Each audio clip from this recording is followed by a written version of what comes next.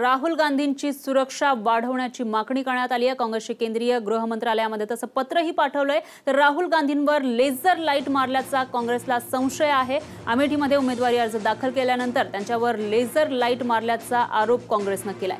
7 वेळा laser light मारल्याचा संशय काँग्रेसने व्यक्त केलेला आहे आणि त्यानंतर राहुल गांधींची सुरक्षा वाढवावी अशा आशयाचं पत्र त्यांनी गृह मंत्रालयाला पाठवलेलं आहे। तर हे जे व्हिज्युअल्स आहेत आपण पाहू शकतो। या ठिकाणी राहुल गांधी यांच्या डोक्यावर लेझर लाईट आपल्याला पाहायला मिळतो आणि यानंतर हा 7 वेळा लेझर लाईट मारल्याचं सांगितलेलं आहे। काँग्रेसकडून सांगण्यात येते आणि त्याचबरोबर राहुल गांधींची सुरक्षा वाढवावी अशा प्रकारचं एक पत्र देखील पाठवण्यात आलं।